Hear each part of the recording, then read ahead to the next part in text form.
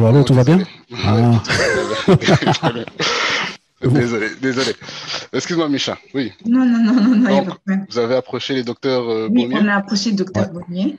Donc lui, il a tout de suite embarqué avec nous dans le projet. Et en 2017, on est retourné à Kinshasa avec docteur Bonnier. Donc docteur Bonnier, c'était sa première fois au Congo, c'était sa première fois à Kinshasa.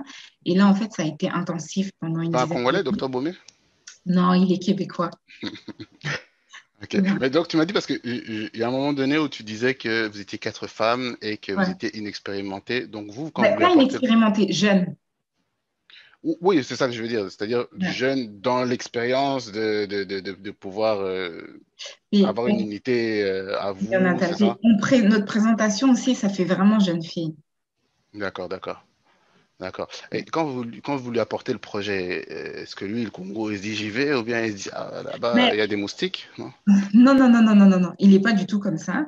Ce qui était étonnant, c'est que ça faisait plusieurs années maintenant que je travaillais avec Docteur Baumier, mais je lui avais jamais vraiment parlé en dehors du cadre du travail. Ok. Donc là, ça faisait quand même plus. Je me souviens, j'en avais parlé avec Stéphanie. Elle m'a dit, OK, si tu penses que c'est une bonne idée, donne-toi juste le temps de la réflexion, puis il va l'aborder. Et en fait, quelques jours plus tard, c'est tombé que j'avais un patient, c'était son patient, puis on était dans la chambre du patient ensemble en même temps. Donc là, je me suis dit, c'est un signe, il faut que je lui parle. Donc là, ça m'a pris quand même du coup, ça Ah, m'a tu pris marches quand avec les même. signes, hein? Ouais, ouais. Ouais, et je pense qu'il faut. Donc là, Ouais. j'ai pris quand même mon courage à deux mains pour lui en parler parce qu'on s'était jamais vraiment parlé avant. Ah oui, Non, pas à l'extérieur du cadre du travail. d'accord. Waouh. Donc, mais j'avais vraiment l'intuition que c'était la personne qu'il nous fallait. Ok. Donc là que j'ai commencé par l'aborder en lui demandant, parce que il disait qu'il allait bientôt prendre sa retraite de l'unité dans laquelle on travaille ici à Montréal, ou qu'il allait ralentir. En fait, j'ai commencé par lui demander c'était quoi ses plans futurs, etc., etc. Ok, ok. Et après, je lui ai demandé s'il avait déjà fait, c'était drôle, je lui ai demandé s'il avait déjà fait des missions à l'étranger. Et là, il me disait qu'il était parti dans le nord du Canada, etc., etc. Et là, je lui ai demandé si ça l'intéresserait en fait de partir en Afrique. Directement. Là, ouais. Donc là, il m'a regardé un peu dubitatif au début. Donc là, j'ai commencé par lui en parler, mais légèrement. Je lui ai juste dit, je vais vous envoyer le dossier, prenez le temps de le lire, tout ça, puis vous pouvez me revenir sur ça.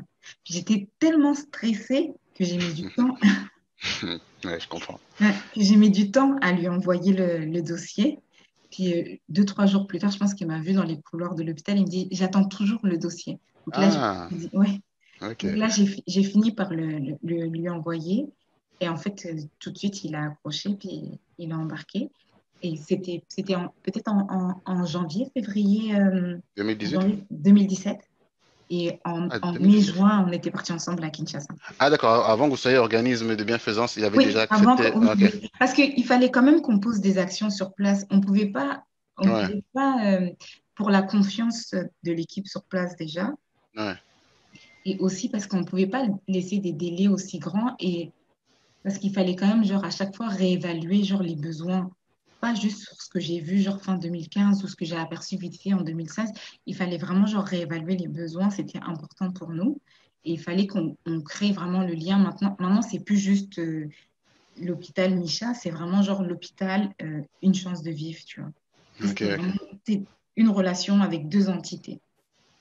Ok. Donc là, maintenant, vous arrivez au Ouais, Congo ouais, avec Dr ouais, Boumé qui voit ce que c'est un hôpital ouais, dans une ouais, commune de Kinshasa. ouais, Comment ouais. ça se passe à ce moment-là? Donc là, vous allez avec du matériel ou est-ce que là, vous allez Non, juste on encore est faire parti. une... Non, non, on est parti avec des choses, mais pas des choses extraordinaires. On est parti avec des choses pour aider, etc., etc., mais pas des genre du savon, des gants, des masques, des cathéters, vraiment des petites choses de base. Et faut, des- le matériel qu'on utilise ici, est-ce qu'ils vont vraiment en avoir besoin là-bas? Qu'est-ce qu'ils ont vraiment besoin? D'accord, d'accord, ouais. Il valait mieux partir genre sur une base, une petite base au début. Donc oui, on est parti avec des choses genre des glucomètres, des choses comme ça, mais vraiment une base. C'était vraiment pour nous permettre d'évaluer. Donc là, on a visité différentes unités néonatales à Kinshasa. En fait, ça nous permettait de prendre le pouls de ce qui se faisait en matière de soins néonatales. pour pas que l'unité elle soit en décalage quand même avec la réalité, mais quand même, genre, élever le niveau des soins D'accord. qu'on voulait faire.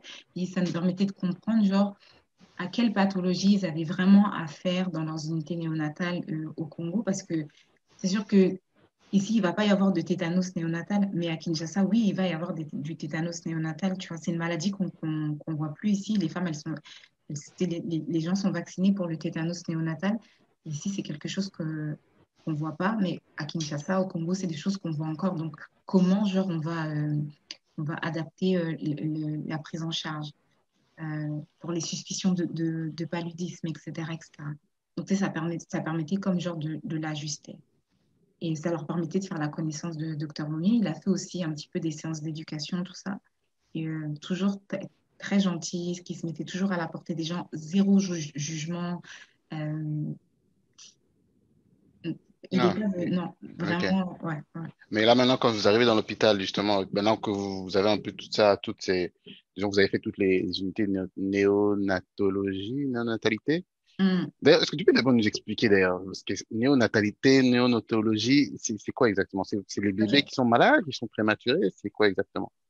En fait, la néonatologie, c'est la spécialité hospitalière qui s'occupe des nouveau-nés en dessous de 28 jours Ok. de vie. Donc, ça veut Ah, dire que ça peut être genre un nouveau-né prématuré. Ça veut dire que ça peut être genre un nouveau-né qui est né avec une infection ou un nouveau-né qui est né avec une malformation congénitale quelconque, ok. mais qui a en dessous de 28 jours de vie. Après, c'est une spécialité qui est particulière parce que c'est la période la plus importante en fait pour... c'est là où tu as le plus de chances que l'enfant décède. Hmm. Donc c'est là où il est important d'apporter genre des soins de meilleure qualité. Hmm. Et en dehors de ça, parce que on travaille vraiment avec le couple maman-bébé. Donc oui, nous, on est des infirmières de soins intensifs néonatales, mais avec une chance de vivre, on a un volet soins maternels. Ça veut dire que si la maman elle va pas bien ou si sa grossesse elle s'est pas bien passée, il va y avoir des répercussions sur le bébé aussi et vice-versa. Donc c'est important pour nous aussi que la maman elle reçoive des bons soins. Donc on a aussi un volet éducation en fait pour tout ce qui est santé maternelle, obstétricale, etc., etc. Ok, ok, parfait. On referme la parenthèse. Donc, Ok. là, maintenant, vous faites, disons que le constat et ensuite, vous revenez au Ok. Canada et Donc là, notre but, excuse-moi, après ce voyage, est-ce que le docteur Beaumier était un peu moins chaud ou bien est-ce ah non, non, que... non, non. Il était toujours aussi motivé. Docteur Baumé, il était toujours aussi motivé. Et je pense qu'il a beaucoup aimé le Congo. Puis, en fait, ce monsieur, il a une capacité d'adaptation qui est impressionnante, Ok, qui est vraiment impressionnante. Puis, il n'y a jamais une once de jugement dans ses gestes, dans son regard, même dans sa manière d'éduquer. Donc, c'était vraiment la personne qu'il nous fallait. Donc, non, non, non, il était toujours aussi motivé. Et ça change pas mais, sa motivation. mais excuse-moi, même si je comprends tout ça, mais est-ce que c'était pas plus facile de prendre un docteur congolais, peut-être, à Montréal, qui OK, pourrait peut-être aider, puisqu'il connaît déjà le terrain? Tu vois pas que je dis que le docteur Beaumier ne connaît pas, mais je me suis dit peut-être que ça allait être plus rapide et plus facile. OK. Alors, déjà, de un, pour commencer, je ne connais pas de médecin congolais à Montréal et je ne connais pas de néonatologue à Montréal non plus. Tu ne connais pas parce que tu n'as pas cherché ou bien parce qu'il n'y en a pas? Écoute, ici, j'ai fait deux hôpitaux à Montréal. Euh, euh, c'est universitaire spécialisé en pédiatrie. Et dans ces deux hôpitaux, j'ai fait les unités de soins intensifs néonatales et je n'ai pas rencontré de néonatologue noir. Ok, En ok. France aussi, hein. J'ai travaillé un petit peu en France aussi, hein. Ah, ok. De noir en plus, pas de congolais, mais de noir. Ouais, je parle de néonatologue noir ou congolais. J'en ai pas rencontré. D'accord. Ok, ok. Ok, parfait. Non, c'était une question qui m'a traversé l'esprit. Non, non, il n'y a pas de problème. Excuse-moi de te couper. Vas-y, je te laisse maintenant y aller. Ouais, Donc là, ouais. Après ça, vous retournez au Canada et ouais, vous avez le docteur Baumier maintenant. Vous avez l'équipe qui est constituée ouais, et ouais. vous savez comment Puis, vous allez vous diriger. Ouais. ouais. Puis, ce qui était intéressant avec Docteur Boumé, c'est que les filles, oui, elles avaient vu des vidéos, des photos, je leur en parlais régulièrement, elles avaient fait des vidéoconférences avec l'équipe sur place, mais elles avaient elles n'avaient pas une autre parole que la mienne. Donc là, elles avaient le point de vue de Dr Baumier aussi. Hmm, C'est ça qui mhm. était bien. Ok, ok, ok. Donc, c'est ça. Donc, là, c'était clair. Nous, on ne voulait pas faire d'unité néonatale comme on les fait ici au Canada ou en France. Ça n'avait strictement aucun intérêt dans le milieu dans lequel on travaille. On voulait que ce soit une unité qui soit simple mais efficace. Et en fait, ce qu'on voulait, c'était vraiment la faire évoluer à travers le temps. Et on voulait du matériel qui soit vraiment adapté à la situation et des soins qui soient adaptés à la situation. On ne voulait pas faire des choses extraordinaires, mais on voulait faire des choses simples et efficaces, comme on le dit à chaque fois. Donc, on voulait monter de façon progressive. Donc, notre objectif, c'était de commencer avec 5 lits d'unité de soins néonatales, avec Cinq des mille. enfants, 5 lits, Ok. 5 lits d'accueil, avec des enfants qui sont moyennement malades, tu vois, des séjours d'hospitalisation d'une semaine à peu près, Mhm. et la faire grandir tranquillement en capacité et en complexité. Donc, on a étalé vraiment genre le projet sur plusieurs années pour pouvoir accompagner l'équipe. Ce qu'on avait décidé aussi de mettre en place, c'était un système de kit d'admission. Il faut savoir en fait que je pense que ça c'est commun à beaucoup de pays d'Afrique. Mhm. En fait, quand tu arrives à l'hôpital, avant de voir un médecin, il faut que tu ailles à la caisse de l'hôpital pour payer un bon de consultation. Une fois que tu as ton bon de consultation, tu vas voir le médecin qui va t'examiner, etc., etc. Et là, il va te faire 2 prescriptions médicales. Une prescription pour tout le matériel nécessaire à tes soins et une prescription pour tous les laboratoires nécessaires. Donc, nous, on travaille dans une population qui est pauvre. Avoir un nouveau-né malade, c'est quelque chose que tu n'as pas prévu. Mhm. Souvent, en plus, les mamans, elles faisaient le choix de ne pas accoucher à l'hôpital, mais d'accoucher comme dans des petites cliniques privées aux alentours de l'hôpital parce que c'était moins cher. Accoucher dans une clinique privée, c'est 5 dollars. Accoucher à l'hôpital, c'est 20 dollars. Donc souvent, quand ils arrivent avec leur nouveau-né malade, ils étaient déjà autour de l'hôpital dans les petites cliniques là. Ils sont arrivés en catastrophe. Mhm. Donc l'enfant est déjà né. Quand ils arrivent, ils ont à peine le 5 dollars pour payer genre leur bon de consultation. Et là, on leur remet genre une prescription pour du matériel de 30, 40, 50, 60 dollars. Des fois, les parents, ils n'ont pas les moyens. Et tant qu'on n'a pas le matériel, on ne peut pas débuter les soins. Et là, on perd un temps immense dans la prise en charge de ces enfants. Il y a des enfants qui sont décédés comme ça bêtement. Donc, Donc, nous, ce attends, qu'on... mais si on parle en termes de temps, déjà tu viens d'un hôpital qui est à 30 minutes de là, tu dois Ouais. trouver l'argent pour être admis, ensuite tu dois payer pour le matériel, et après de là, mais là on perd combien de temps là? Ah, des fois, des fois, il y avait des enfants qui n'avaient pas de soins pendant 24 à 72 heures. Waouh. Ok. Donc, en fait, ce que nous, on avait décidé de faire pour casser cette chaîne et être sûr que les enfants aient les soins tout de suite, c'est de mettre un système de bons pour la consultation. En fait, une chance de vivre prendrait en charge la consultation. Et en plus de ça, pour chaque enfant qui serait hospitalisé, on aurait comme un kit d'admission avec tout le matériel nécessaire pour les soins de l'enfant, au moins pour 48 heures. Comme ça laisse le temps, papa, maman ou la frère ou le sœur, d'aller chercher de l'argent pour la suite des soins, tu vois. Mais Mhm. au moins, on ne perdait pas de temps. Donc ça, c'était une des innovations qu'on a apportées, les kits d'admission.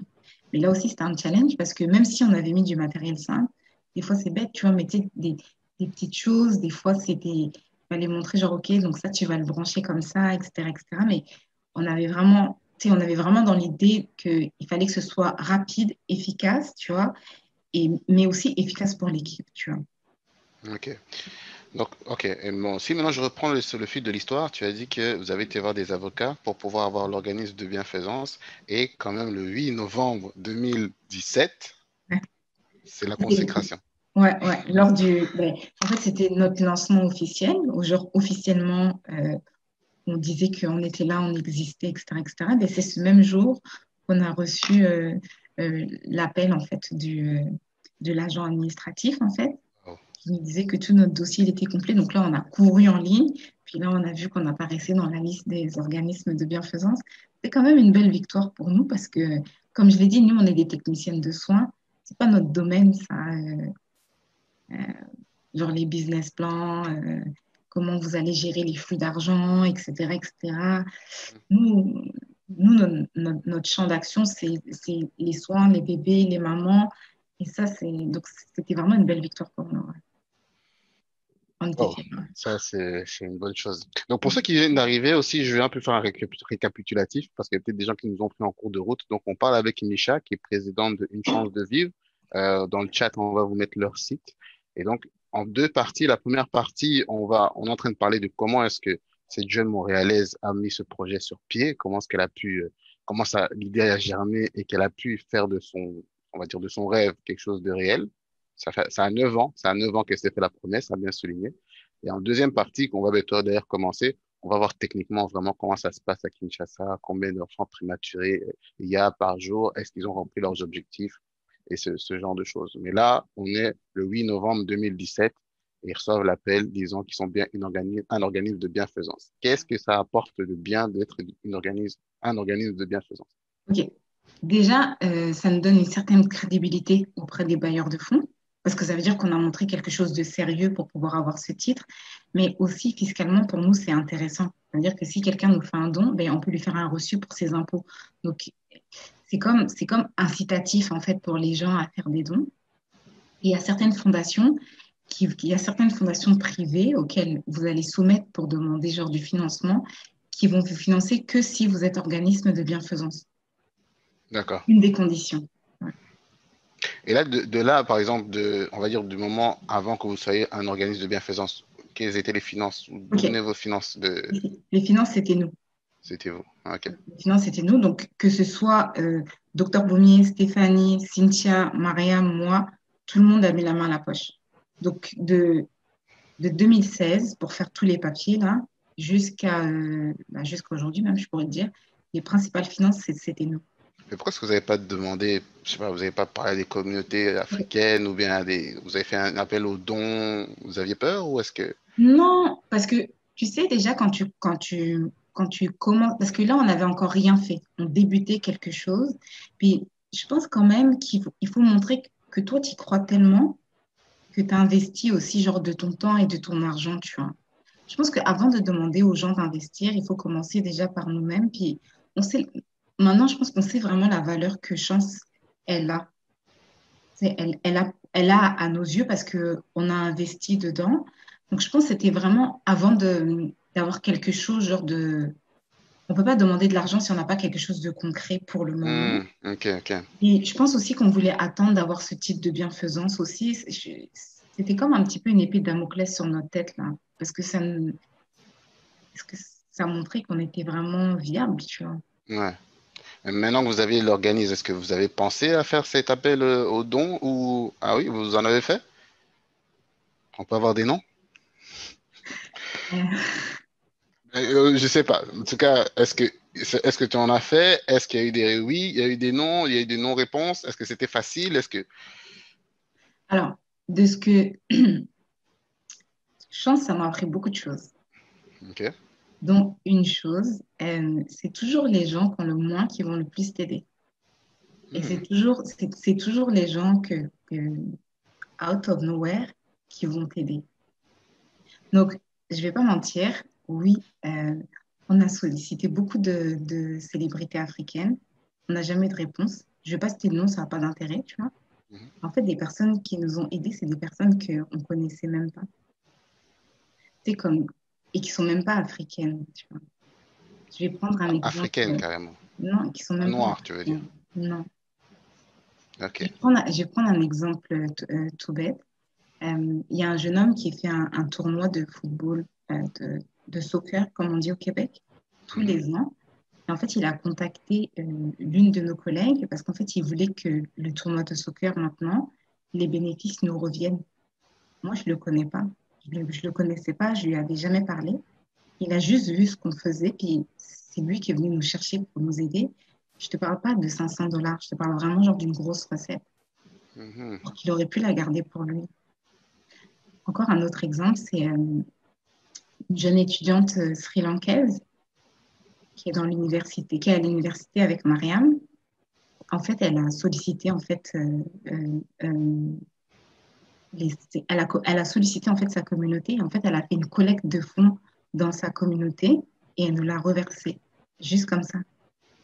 Donc, Tu sais, Pas de noir, il n'y a aucun Africain qui a fait ça. attention, après, oui, tu sais, mes amis proches, ma famille, ma mère, mon beau-père, etc., etc., mais de l'extérieur, non.